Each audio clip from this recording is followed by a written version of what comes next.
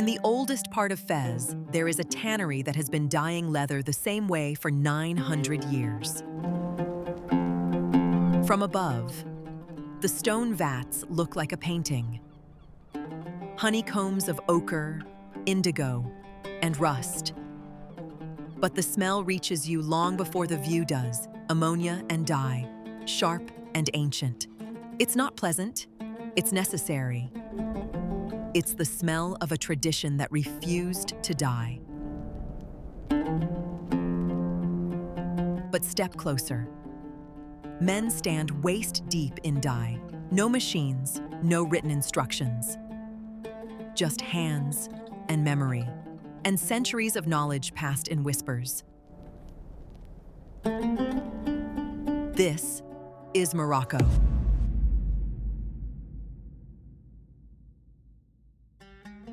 A country where the past did not survive as a museum. It survived as a heartbeat. Where ancient rhythms still dictate the pulse of daily life. And where, somewhere between the call to prayer and the chaos of the souk, you realize something strange. You haven't just traveled to another country. You've traveled to another century. Yet here it is, living alongside our own.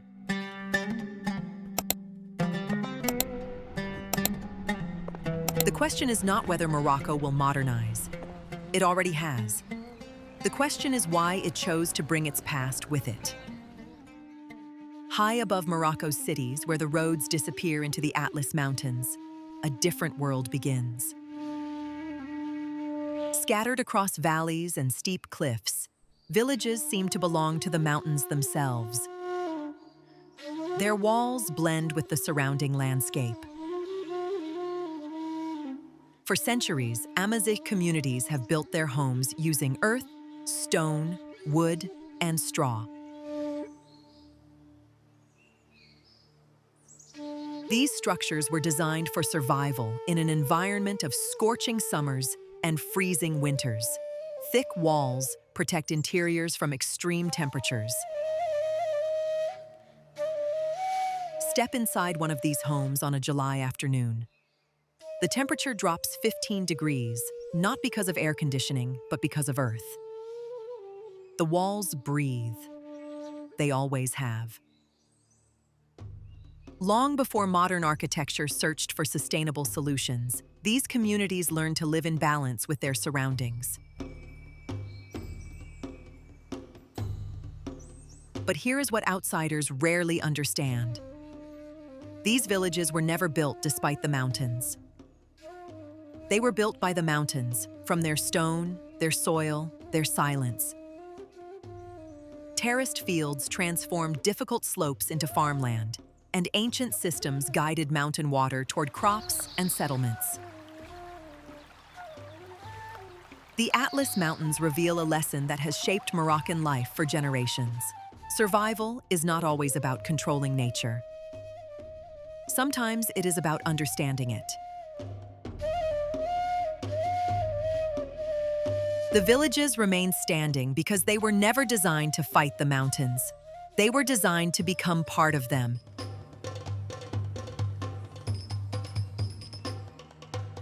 And that may be the first secret Morocco keeps hidden among its peaks.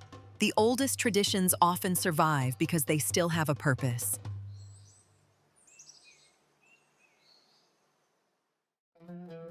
But Morocco's connection with history is not limited to remote mountain villages. In the heart of the country stands Marrakech, a city where the past moves through crowded streets, ancient markets, and one of the world's most famous squares. The first step into Medina feels like entering another era. Behind the red walls, narrow streets twist between traditional houses, workshops, and markets filled with spices, textiles, and handcrafted goods.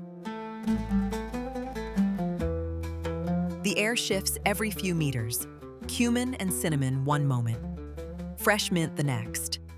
Then the sharp scent of leather being worked by hand 3 streets away. In Marrakech, you navigate as much by nose as by eye.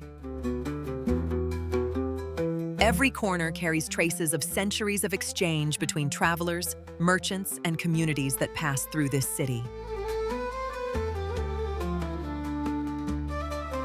Yet Marrakech reveals its true character when the sun begins to disappear. As evening arrives, Jama El Fna transforms into a living stage. Food stalls fill the square, lanterns illuminate the crowds, and traditional sounds rise above the city. But Marrakech keeps its greatest secret hidden until sunset. When the heat breaks and the call to prayer fades, something awakens that no museum could ever contain.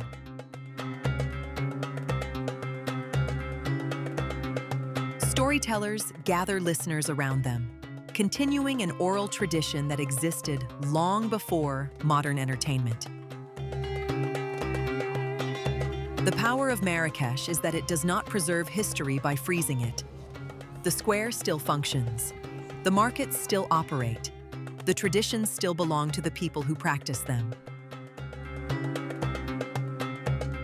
Many ancient cities became monuments after their original purpose vanished.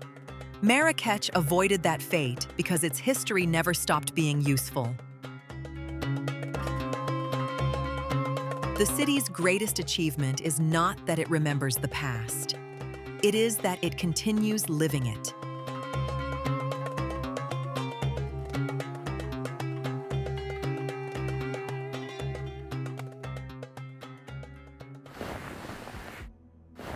Deep inside the ancient streets of Fez lies a world where time seems to move differently. While modern cities replace traditional methods with machines, parts of Fez continue using techniques unchanged for generations. The old city of Fes El Bali is a maze of narrow pathways, hidden courtyards, and workshops where centuries of knowledge survive. The air inside the Medina is thick, not with pollution, but with wood smoke, cedar, and the faint sweetness of almond paste drifting from a nearby bakery. Reach out and touch the wall beside you. It's smooth, polished by thousands of shoulders brushing past, decade after decade. Among the most famous examples is Chouara Tannery, where leather has been produced for hundreds of years. From above, the tannery appears almost like a painting. Hundreds of stone vats create a landscape of deep colors beneath the Moroccan sun. But what the postcards never capture is the cost of this beauty. Behind every vat of color is a man who has never read a manual, never attended a class, and yet knows exactly when the leather is ready, not by sight, but by feel. But behind the beauty is a process built on patience, experience, and skill. Leather production here is not simply a cultural display, it is a living profession. The craftsmen continue methods passed through generations, learning through practice rather than written instructions. Heritage is not preserved only through monuments or historical records. Sometimes it survives through work. The hands working inside Fez's ancient workshops are not holding on to the past. They are carrying it into the future.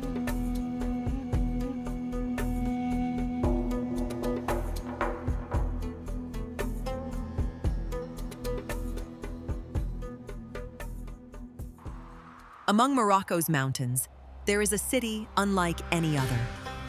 Hidden in the Rif Mountains, Chefchaouen appears almost unreal, with streets and buildings covered in shades of blue. For generations, the origin of the city's famous color has remained surrounded by mystery. Some believe it came from Jewish communities, while others believe the blue helped protect buildings from the heat.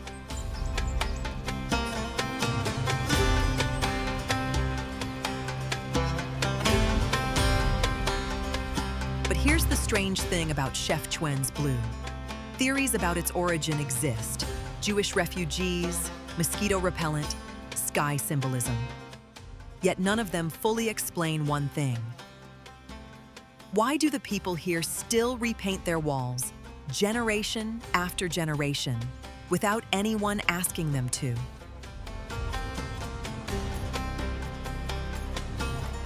But beyond the theories, the color became something deeper. It became the identity of the city itself. Unlike many historic places preserved only for visitors, Chefchaouen's blue streets remain part of everyday life. The city moves at a slower rhythm. Narrow streets encourage walking, while markets bring together products from surrounding villages and traditional crafts continue alongside modern life. Climb the steps in the late afternoon. The air cools by the minute. The blue deepens as the sun drops. And the only sound is the echo of your own footsteps on stone, because Chefchaouen doesn't shout its beauty, it whispers it. The beauty of Chefchaouen is not only found in its color. It exists in the way that color became part of a community's memory. Every generation continues the tradition, repainting the walls and maintaining the character that makes the city unique. Chefchaouen reveals another secret of Morocco. Sometimes the strongest traditions are not preserved through rules or monuments. They are the ones that become impossible to imagine life without.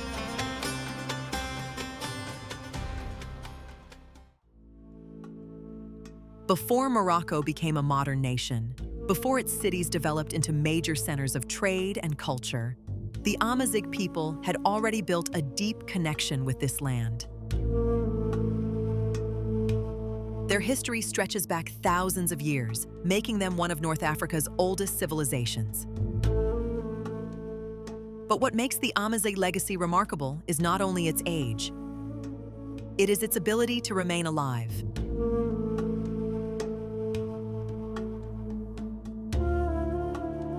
Across Morocco, the Tamazight language continues to be spoken in homes, villages, and communities throughout the mountains and deserts.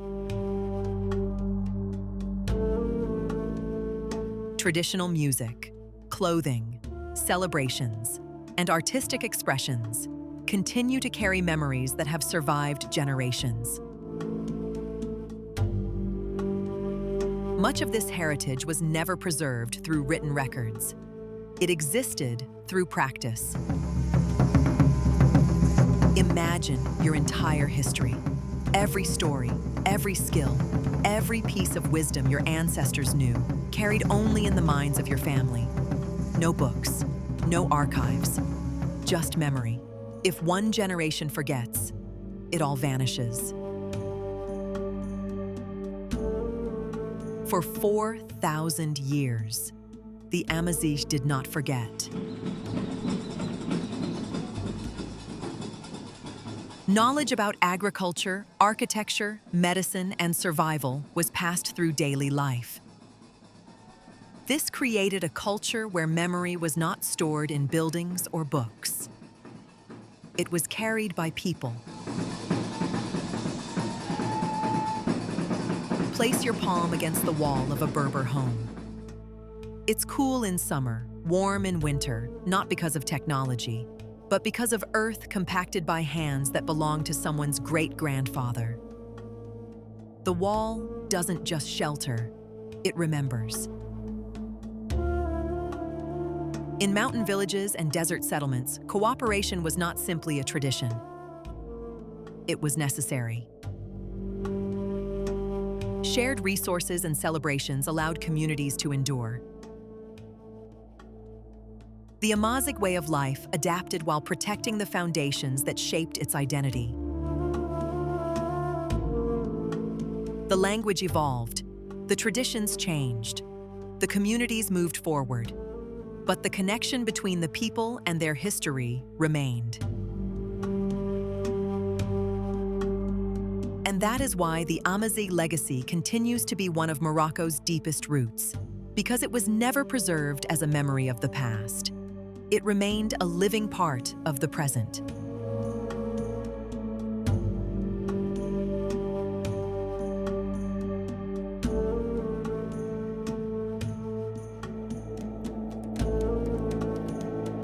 Beyond the Atlas Mountains, where rocky valleys give way to endless waves of sand, Morocco enters one of the most demanding environments on Earth. The Sahara appears almost impossible at first glance. The dunes of Erg Chebi stretch toward the horizon, constantly reshaped by the wind. The intense heat of the day creates a landscape where every footprint can disappear within hours. The sand at noon burns through the soles of your shoes. By midnight, that same sand is cold enough to make you shiver. The Sahara does not compromise. It does not negotiate. It teaches through extremes and expects you to pay attention. But the desert has never truly been empty. For thousands of years, communities have survived here by learning to read the hidden signs written across the landscape. The direction of the wind, the shape of the sand, the movement of the sun, and the position of the stars became a natural navigation system. Now consider this. If I dropped you in the middle of Erg Chebi right now, no phone, no compass, no map, you would be dead within 48 hours. Yet for millennia, entire civilizations crossed this desert without losing their way. The difference between you and them is not technology. It is attention.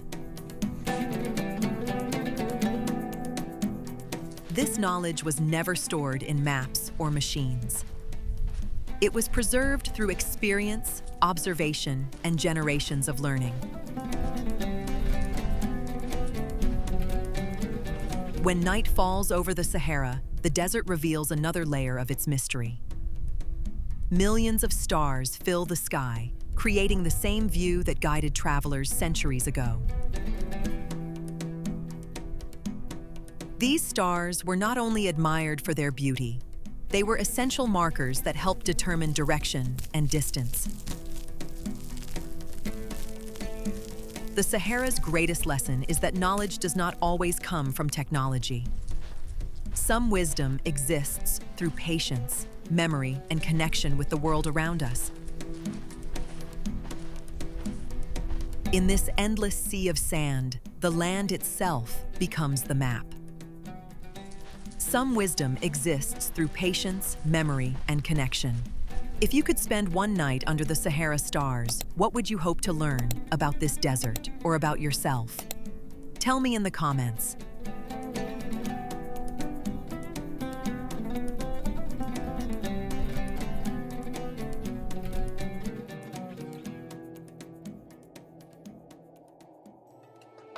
Hidden beside the Unila Valley stands one of Morocco's most remarkable ancient settlements, Ait Ben HADDOU.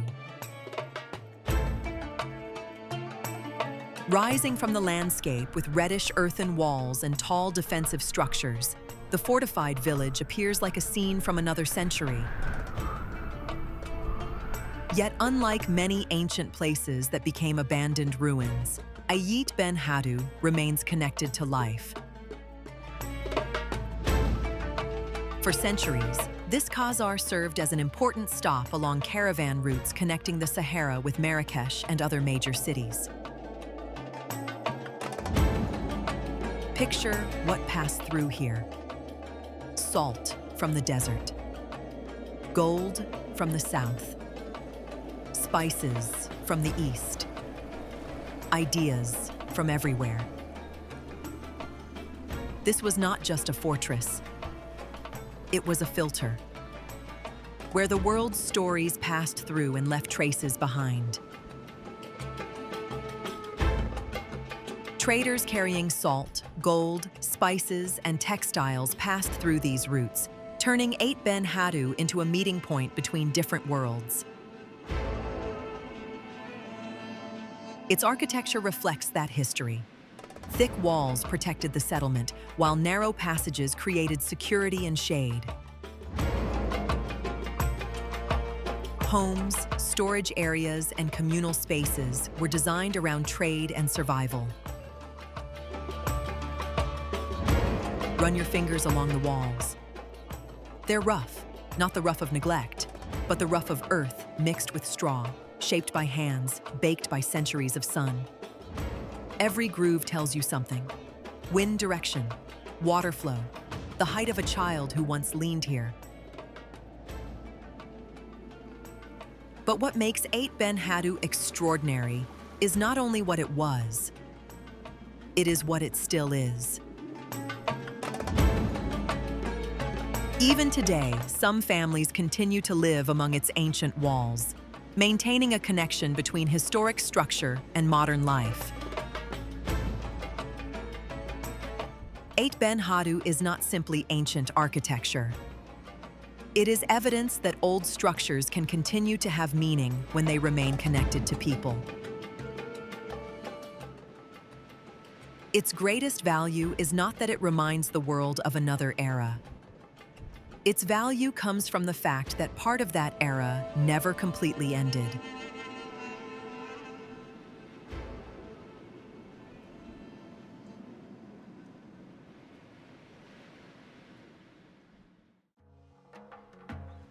On Morocco's Atlantic coast, the rhythm of life changes completely.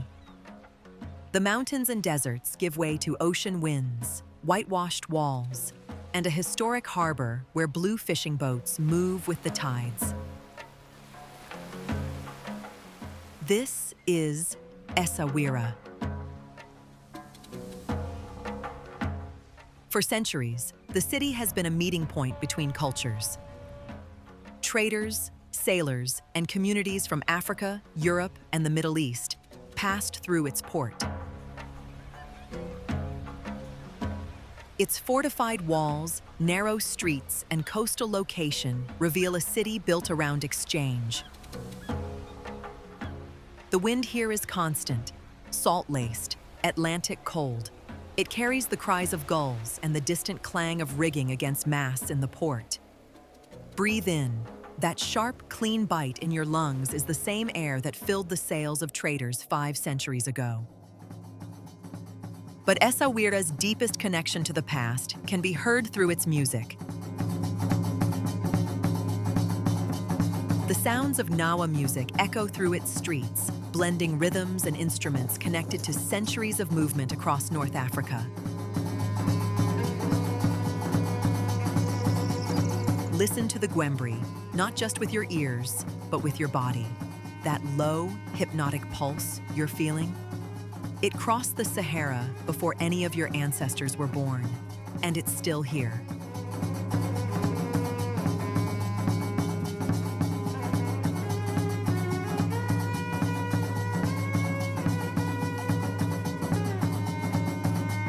The deep voice of the gwembri and the metallic rhythm of krakeb carry stories of migration, spirituality, and resilience. For many, this music is more than entertainment. It is a bridge between generations. Essaouira was never shaped by a single culture. It was created through encounters where different traditions met and formed something new. Its strength does not come from remaining unchanged, but from adapting while protecting what makes it unique. And beside the Atlantic waves, Essaouira continues to prove that when cultures meet, they do not always disappear. Sometimes they create something stronger. Stories like Morocco's remind us that the world's greatest treasures aren't only carved in stone, but in the traditions and people who keep them alive. They live in the hands, the voices, and the rituals of people who refuse to let them fade. If these stories matter to you, leave a like. It helps us uncover more of them. Across Morocco, some of the country's most powerful traditions are not found inside ancient monuments or famous landmarks. They exist in ordinary moments, repeated for generations. One of the clearest examples is Moroccan mint tea. More than a simple drink, tea represents patience, respect, and hospitality. Green tea, fresh mint leaves, and sugar are carefully prepared before the tea is poured from a height into small glasses, creating the familiar layer of foam. The first sip scalds your tongue. You learn quickly that Moroccan tea cannot be rushed. The mint hits your nose at the same moment the sugar hits your throat. The glass is too hot to hold by the bowl, so you pinch the rim between thumb and forefinger. It's not a drink. It's a lesson in patience, delivered through your fingertips. The ritual is intentionally slow. Tea creates a reason for people to stop, sit together, and allow conversations to unfold. The three traditional glasses are often compared to different stages of life: bitterness, sweetness, and peace. There is something quietly radical about Moroccan tea. In a world obsessed with speed, this ritual demands exactly the opposite. You cannot rush mint tea. You can only wait. And in that waiting, that deliberate slowness, another kind of conversation begins. The one you didn't know you needed to have. The same philosophy appears in Moroccan food culture. A shared tagine placed at the center of the table represents unity, while couscous brings generations together. These customs reveal something important. Morocco's traditions do not survive simply because they are old. They survive because they continue to bring people together. In a world where daily life is becoming faster and more digital, Moroccan culture still values face-to-face connection. Markets, cafes, and family gatherings remain places where stories are exchanged and relationships are strengthened.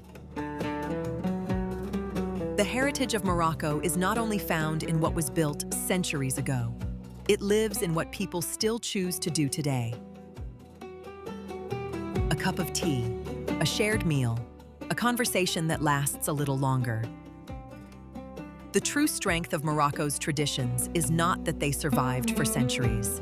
It is that, even after all this time, people still find a reason to continue them.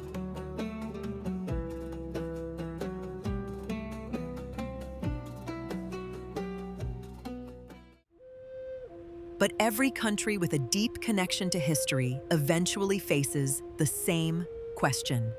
Can the past survive in a rapidly changing world? Morocco today stands between preservation and transformation. Its ancient cities attract visitors, its traditional crafts reach global markets, and its landscapes have become symbols of cultural beauty. But this attention also brings challenges. Historic neighborhoods must balance tourism with everyday life. Artisans must compete with mass production. Younger generations must find ways to carry old traditions forward while building a modern future. The challenge is not only protecting old buildings, it is protecting the meaning behind them.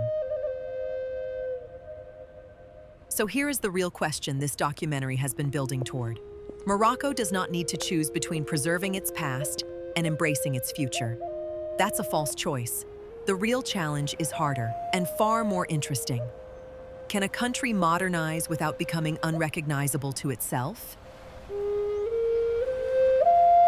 A market must remain a place where people work and gather, not just a place for photographs.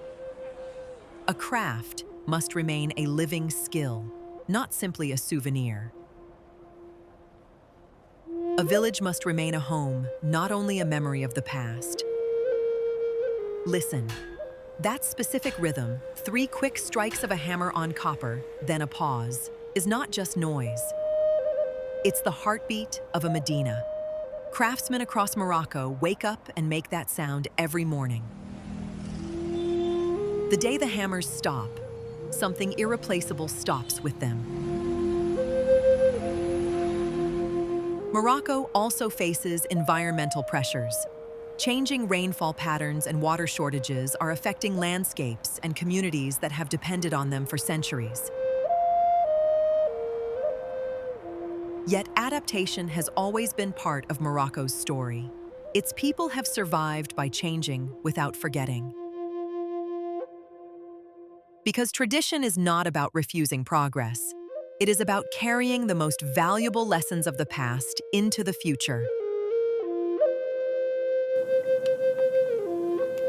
Morocco is just the beginning. If you want to discover the places where history still breathes, subscribe and hit the bell, because the next journey is already being prepared. And somewhere in the oldest part of Fez, a man still stands waist-deep in dye. No machines, no written instructions, no clock to punch, just hands, just memory, just a 900-year-old tradition that refuses to become history. The past doesn't need a museum. It just needs someone willing to remember. If Morocco's story surprised you, share your thoughts in the comments. Which part of this kingdom would you want to experience first? The mountains, the ancient cities, or the Sahara? And if you enjoy documentaries that uncover the hidden stories behind the world's most fascinating places, subscribe now, because this channel exists to bring them to you.